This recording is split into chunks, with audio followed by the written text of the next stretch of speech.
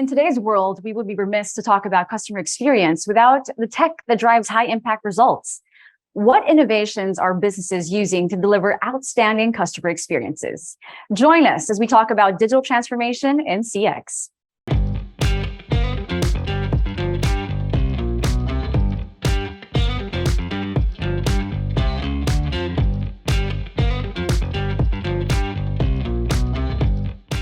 Our first panelist spent 4 years leading the Meta APAC gaming team before becoming Meta's first Southeast Asian female vice president in APAC. I am delighted to bring you the vice president of the Global Business Group for the Asia Pacific region at Meta, Karen Teo. Our next panelist is a seasoned commercial leader with an MBA and over 20 years of experience in sales and business development. Let us all welcome the commercial director at Utopia Analytics, Tuukka Josefsson. Our third panelist is a tech entrepreneur with a master's degree in IT and having applied tech to various domains since he was 16. He eventually ran a regional fintech business for one of the largest solutions providers in the world. I am glad to have with us the co-founder and CEO of Mangtas, Wouter Delbaere. To complete our panel of speakers, we have a CX expert who has spent more than 15 years in ICT research and consulting. Thrilled to be joined by the director and head of the Asia Pacific Customer Experience Practice at Frost & Sullivan, Krishna Baidya. Now, one of the truths we established in the other plenary sessions is how a large-scale, unprecedented event, such as the pandemic, accelerated the pace of advancement in domains which called for alternatives to in-person interactions. Hence, it doesn't come as a surprise that digital transformation has made great headway in the recent years. Now, we'll start off with Krishna. Krishna, what we would like to understand based on research done by Frost & Sullivan are the following. First, how were technology efforts which aimed at improving CX progressing before the pandemic? And next, what does digital transformation in CX mean today? Thanks, Alex. It's a great pleasure to be here. Look, demand for customer service has increased rapidly in the recent years. Following the pandemic, customers are more willing than before to embrace digital. It's the preferred options for almost 1/3 of the consumers and often seen as essential for escalations. During the pandemic, digital channels such as the web chat, instant messaging, virtual assistants, the bots, and the video, it kind of reported the highest uptake. As customer expectations grow and their journeys become more complex, the ability to recognize and remember where customers are and what they are trying to accomplish becomes extremely critical. Brands are revamping old interaction channels, but their transformation is no longer about shifting. It's about combining, it's about crossing over with context. During the pandemic, enterprises had no choice but to go digital. Close to 90% of enterprise confirmed accelerated digitization and automation effort in their organizations. Establishing a 360-degree view of customers, adding intelligent self-service channels infused with conversational AI and analytics in improving customer engagement and operational efficiencies quickly became the strategic imperative. Brands are harnessing the power of automation, data, the cloud to develop personalized CX while optimizing multi-channel workflow efficiencies, yet ensuring security. In the next 12 months, organizations expect the majority of customer interactions to be managed through some sort of automation. Cloud technology made CX service delivery from remote a possibility. It kept agents productive and business operating. So by 2023, 80% of CX applications are expected to be in the cloud. Acceleration of cloud adoption also made the collection of relevant data more effortless. It also helped push data silos closer and fully operationalizing data much easier. Brands can leverage and analyze large amounts of real-time data to better understand their customers and create more personalized experience. AI tools applied to the right data to understand customer sentiment, behavioral analytics, and real-time interactions insights helps agents perform better and establish a deeper engagement. Industry today harness a set of AI technologies to infuse intelligence across the customer contact landscape. These technologies mean that customers can speak naturally, either through voice or text, and AI-based conversational agents can understand and respond appropriately. Self-service driven by AI chatbots can more quickly and correctly handle queries and make the experience an effective and engaging one. Sentiment analysis can be used to identify customer emotions and advise an agents on how to respond. Generally, agents are freed up to deal with more complex issues, which has been shown to be more rewarding for agents, leading to a reduction in staff turnover. Beyond enabling full customer self-service, contact center automation also assists and with the after-call work, updating the customer records, onboarding new customers, ensuring the proper compliance check, and many more things. As AI research has progressed, process automation has evolved to be a hyper automation. So this is again a judicious blend of AI, machine learning, RPA, and the IVAs. Hyper automation moves an organizations from viewing CX in application silos to holistically viewing the workflows and customer journey as opportunities to understand and modernize older, the rule-based self-service automation. As organizations look to augment their CX capabilities, security must be an essential element of their CX strategies. It can't be an afterthought. Security must be thought through while designing customer journey and also the employee experience. Brands adding innovative solutions and technologies is one positive step, but successfully turning those additions into a fruitful and consistent experience for customers and agents is what going to be the defining moment. This will be possible only when humans are at the center of the CX design and operations, leveraging the best technology available to enhance their skills and create powerful, lasting connections with customers and employees. I hope that gives you some kind of a glimpse in the future. Thank you so much, Krishna. I want to highlight what you said, that most companies or organizations have focused on shifting their expectations and shifting their processes. But what you have just given us insight now is the fact that we can customize it and combine it in order to adapt. And I just want to highlight that. So thank you. Now, we heard from Krishna on how customer expectations have shifted, perhaps more from the perspective of consumers. Now, how has the CX landscape changed since the pandemic happened? I want to direct this question to you, Karen. Hi, Alex. Happy to answer that. But honestly, whatever Krishna just said, like all that, I don't know if I can add a lot more to that. The truth is, and I may iterate some of Krishna's point, when the pandemic happened, you saw a shift in consumer behavior, right? From discovery to all the way to purchase. Everyone was more open to, and obviously not even just more open. They were just, they had no choice, really. We all had no choice. We had to bring the entire journey, shift it from actual physical retail, actual physical locations to the online space. And so as part of that, again, very much along what Krishna has just shared, with that shift came a shift in expectations. And the shift in expectations definitely influenced the CX landscape.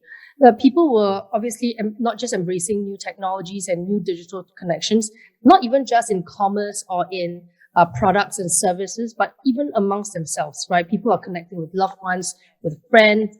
And so the expectation was like, if I connect with my friends and families digitally, let's say in messaging, we saw a big rise, a big spike in messaging. People started to have the expectation in terms of how they want to connect with businesses as well. So we saw that the expectations in messaging increased by the time spent on messaging increased by more than 50% in a month. Voice and video calling in Messenger and WhatsApp also doubled. So with all that, one of the things that we've noticed was businesses really started to get into the business messaging space. It provides personalized approach to every customer, but with the ability to do it at scale. And with this change and this shift, this technology, and I'm just going to focus on that piece for now because it's just so important.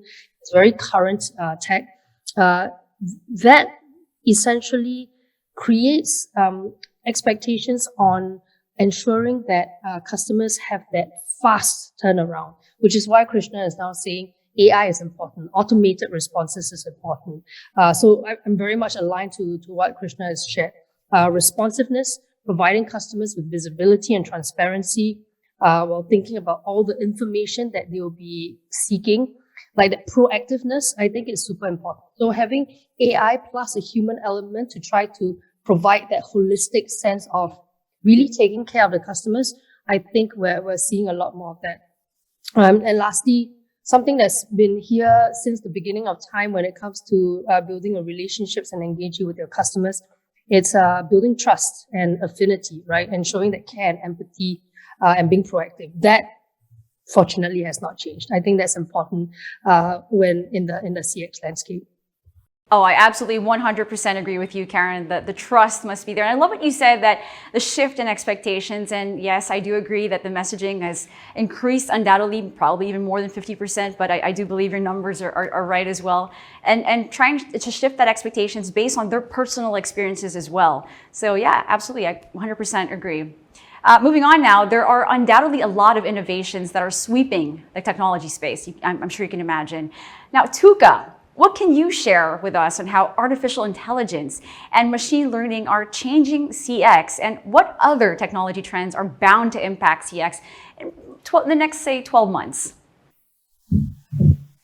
Hi, Alex. I think this is a really exciting area, like Krishna and Karen already outlined. I think the rise of this kind of context-aware AI will certainly have an impact. These kinds of advanced AI solutions can already learn from earlier human decisions automatically and quite accurately mimic human decision making. And this actually makes AI not only more effective and efficient in automating these kinds of routine, labor-intensive tasks, but it also brings new opportunities for something that has not been possible or commercially feasible before.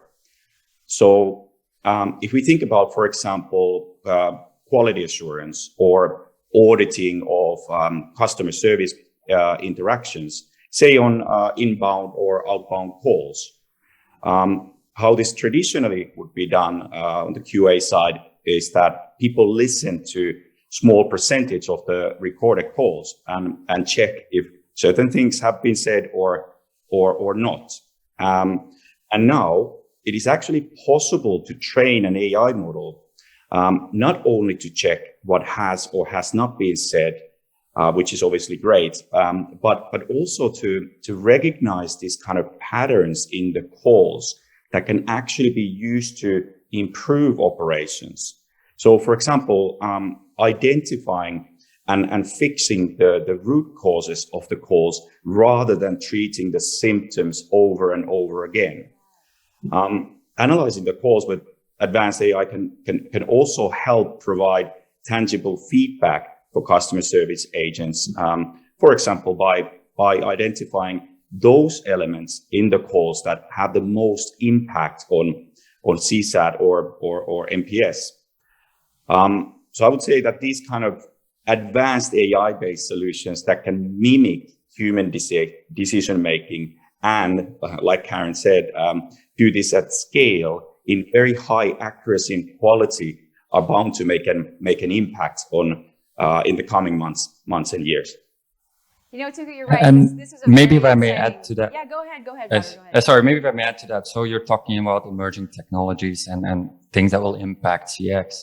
And I think something not to be underestimated, of course, AI is one critical aspect to all of this, but also metaverses, virtual reality and all that. I think that's going to really disrupt the landscape in the next 12 months as well.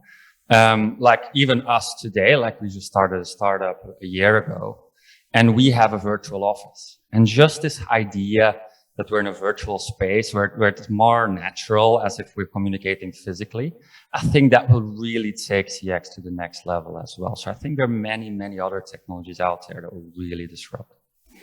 Thank you, Wouter. And also, Tuukka, I have to agree, this really was an exciting question, an exciting answer that we got from you.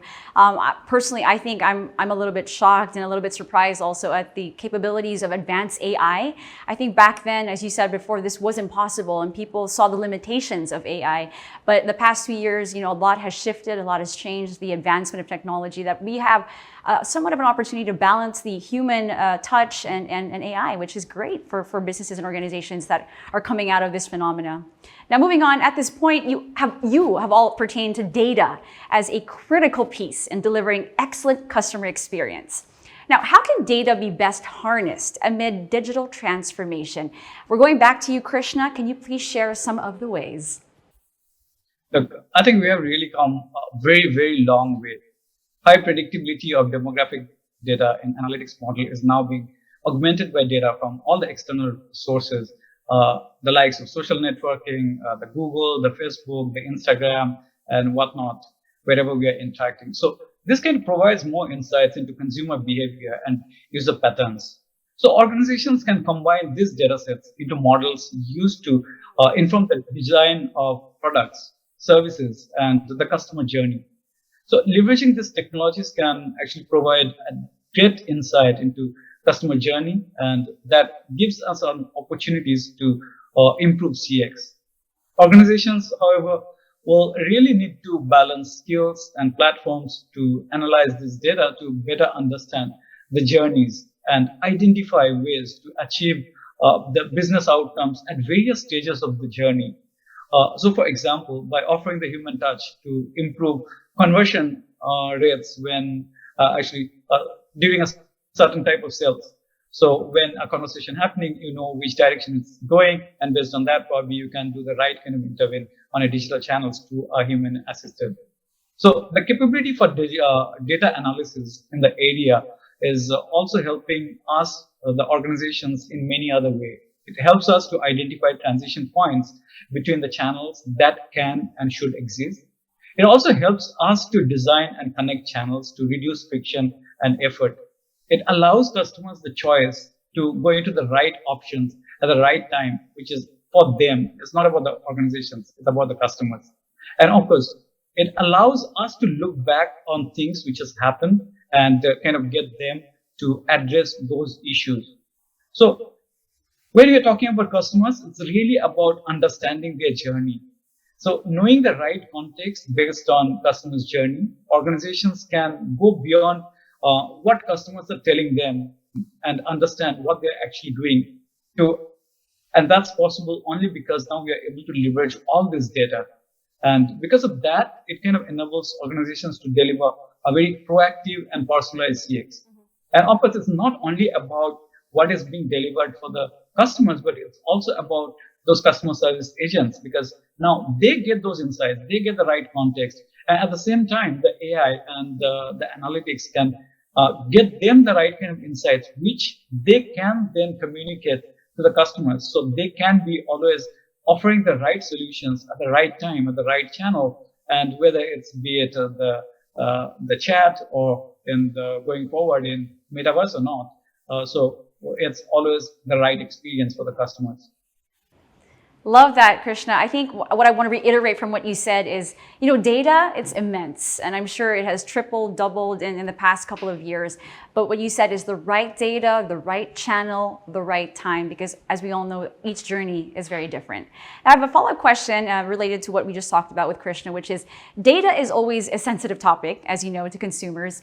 And at some point, we have all wondered, where does my personal information go? Who sees it? What's being done with it? And at least once, I can speak for myself as well, we've hesitated to share our data because this is not always used to improve our customer experience.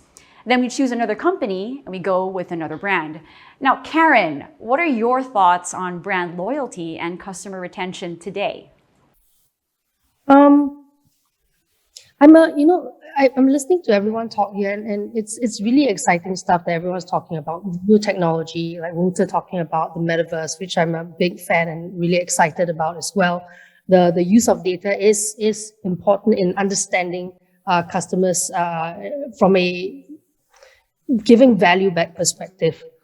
But I want to I want to iterate the importance of and I'm a big fan of fundamentals, right? And things that no matter what technology evolves into, like the basics need to be right. And the basics that need to be right really is I do think that brands, in order to build that loyalty with their customers, isn't just about the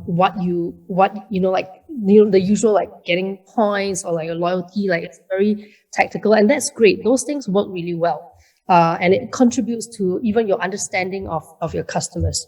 But ultimately, at the end of the day, I do think that it's important to think about the customer experience, right? Whether it's all the way from price to product to convenience to availability to faster delivery, right? I talked about how customers are expecting more rapid responses. They want things faster, they want things easier, and at the same time, they want to have a lot more choices. So how do you, amongst that choice, like how do you rise above everyone else? Really is about making the customer feel that their needs are being met when they want it and where they want it. So the trends that I shared earlier, the trends that changed the CX landscape during the pandemic, everything is going online. You fast forward to today, where customers are now going back to physical stores, right? But the beauty of that is, even though the physical stores have opened up and the world has opened up more or less, and customers are going back to physical, when you ask customers, and we did this survey, majority of customers are saying, hey, I'm still gonna continue doing my shopping and I still want to rely on mobile currently, or the digital connections that I've built during the pandemic to experience my relationship with all these different brands and shops and businesses. So I do think that it's important for us to go to where the customers are today already. So the social aspect, right? The part where they are very social first during the pandemic. They're like, okay, who's buying what? Where do I see on social media, on digital connections? Like we need to be where they are. So I would say we have to, the 4 winning strategies include the need to be social, like be there for them, be mobile friendly, be very clear about what their personal needs are. And then how do you do that at scale? As I mentioned before, be conversational. So things like as much as we rely on AI, and before that we talk about bots, like, and how the beauty of AI now is like making people feel like the whoever they're talking to on messaging is like a real person, like that conversational aspect where it fuels that sense of personalization is important. To Wouter's point, I think down the road, the sense of immersiveness, I think it's important. People are already saying, hey, I do think that AR is a great bridge between online and offline. I want to see more of that. Like, how do I experience products and services in the comfort of my home before I actually buy them? And AR is a good like stepping stone. And lastly, be purpose-driven, right? At the end of the day, a brand builds loyalty not just through the tangibles, but also through the intangibles, like emotional connection, like purpose and mission. So I think these are all important aspects to building brand loyalty. Yes, I love everything that you said, Karen. I super align with everything that you have just stated.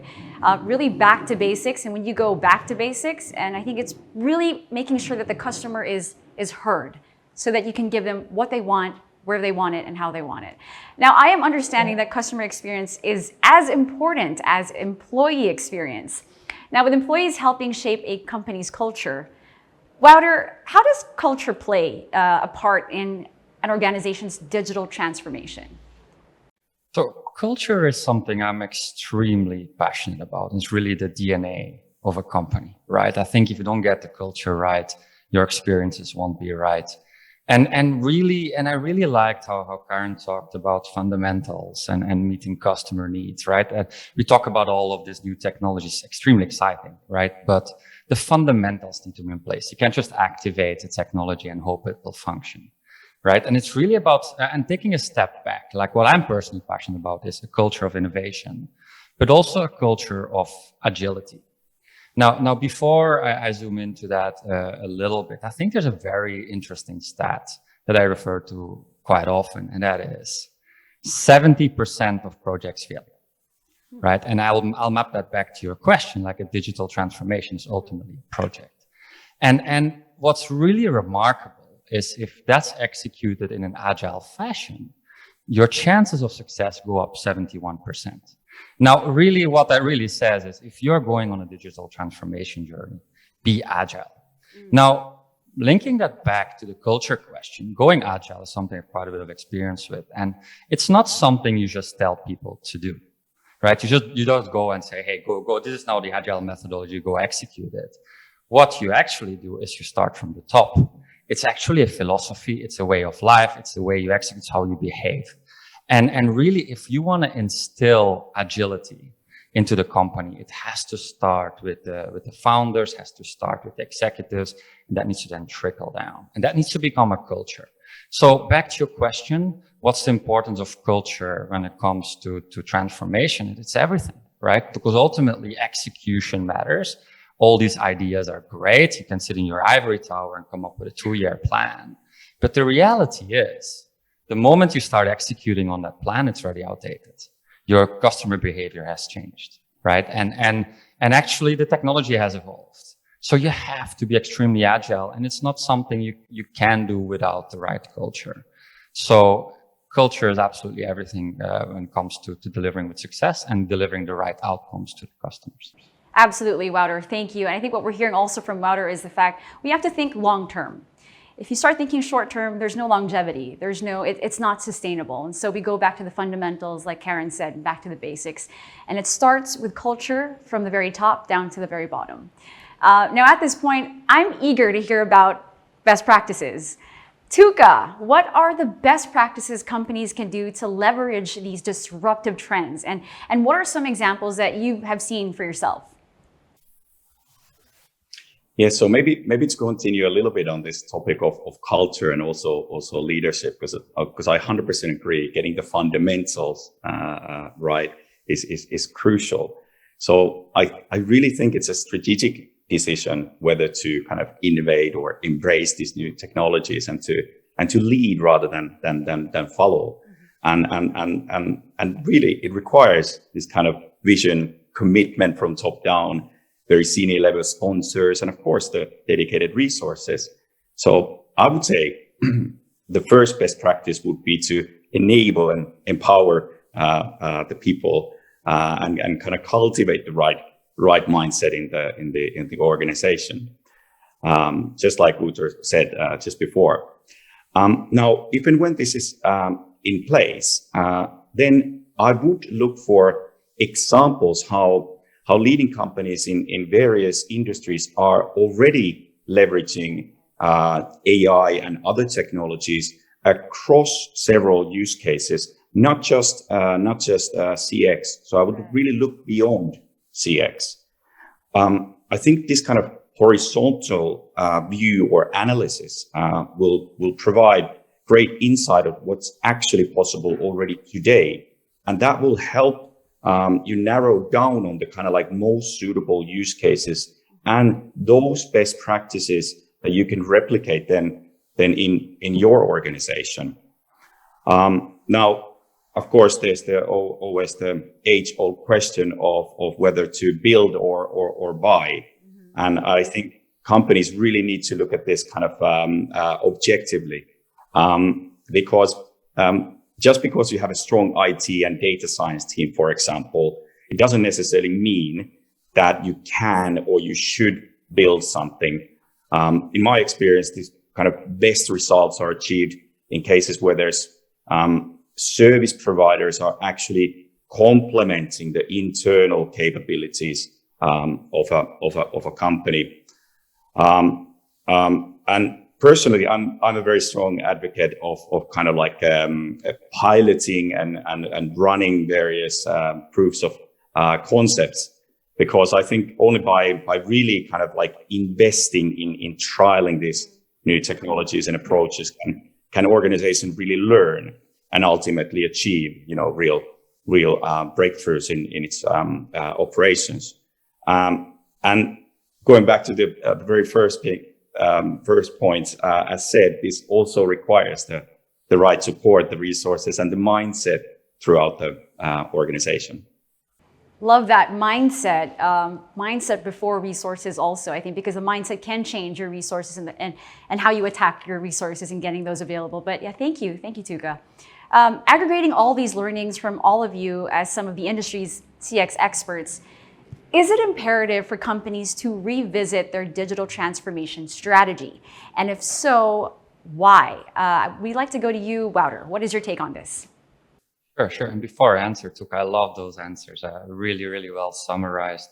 I really like not reinventing the wheel. I stumble on this all the time. Like, oh, it has been done somewhere. It's very unlikely that what you're trying to do has not been done before. You just have to nuance it to your specific situation, right? But maybe to answer your question, should you basically go and review your digital transformations, right?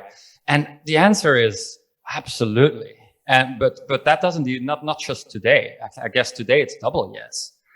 Even before the pandemic, I would say yes. I've seen so many transformations fail because they sit in their ivory towers. They come up with a 7-year plan, and then after 5 years, they realize it's already outdated. They never checked with their customers. It's such a common story, right?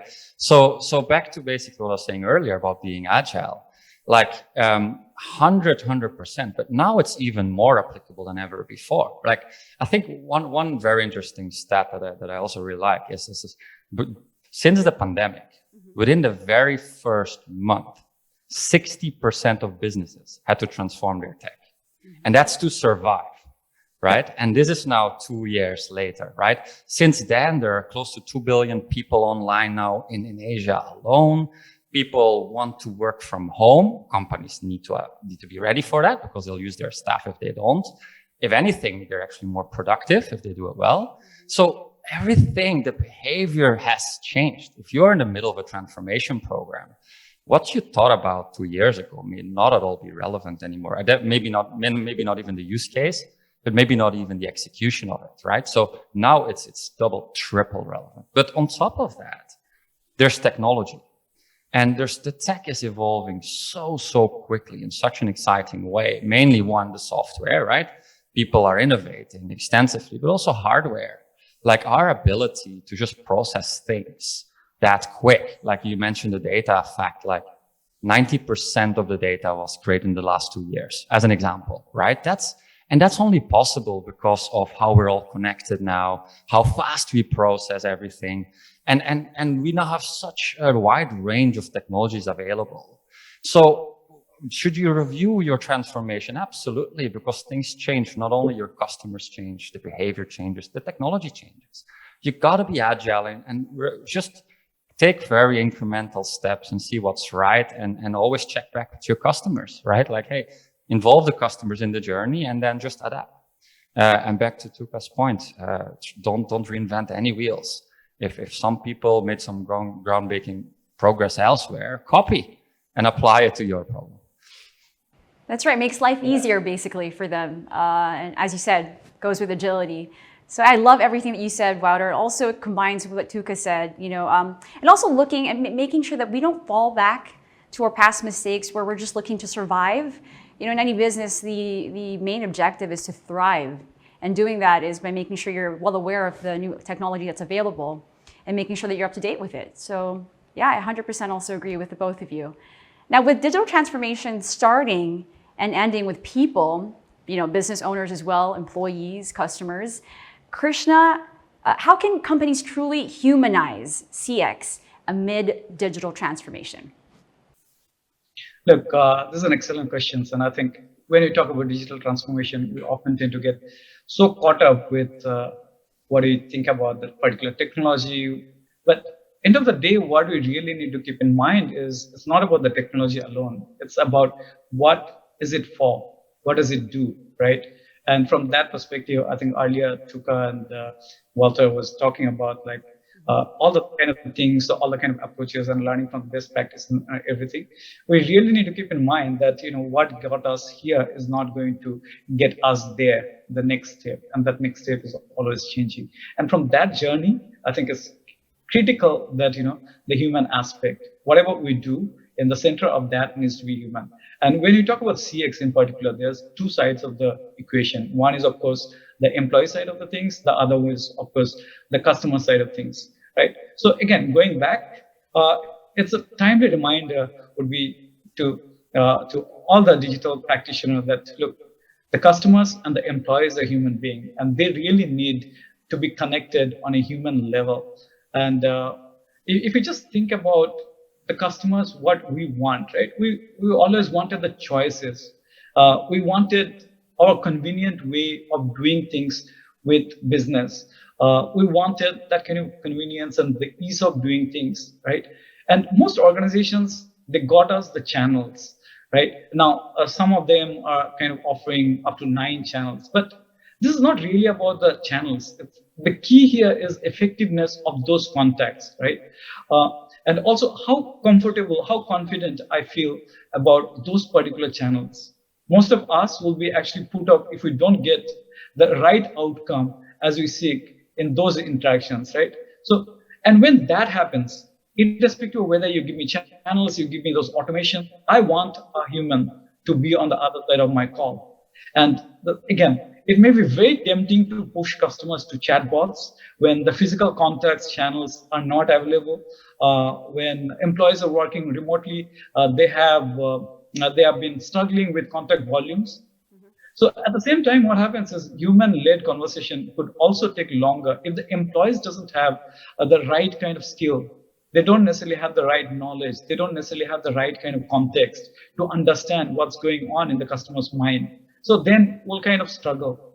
So either approach will be counterproductive if it is not part of a well thought of human-centered CX design that drives a new digital strategy and augments the capabilities of CX employee. And I really want to emphasize here the augmentation part, because what we really now know with the technology, we are able to get those right kind of information right to the door of those employees who are handling those calls. The operating models then required to successfully deliver effortless customer interactions must bring together digital automation, augmented intelligence, and human-assisted service in a very conscious and orchestrated manner, so the customer journey with humans at the center of all interactions. I hope that kind of summarizes. Yes, it does, Krishna. I loved everything you said, but what I want to emphasize from what you just shared with us is the fact that, we may be boggled by so many technological advances and, the products that are available and making sure that we have these new advances. But I love what you said, that it's not about having them, but it's why you have them, which basically is to enhance the customer experience. Digital transformation, is not a phase nor a few steps, but it is a journey, as our 4 panelists have said. Neither is it a one-size-fits-all framework that organizations can quickly implement and expect great returns. Digital transformation is an evolution that companies have to inevitably go through to fulfill customer expectations every step of the way, no matter where they are in their journey. And that's a wrap on the 3rd and final plenary session of Transformative CX Talks. Thank you to our CX leaders and experts for their insights on digital transformation in the CX space. I'm your host, Alex E.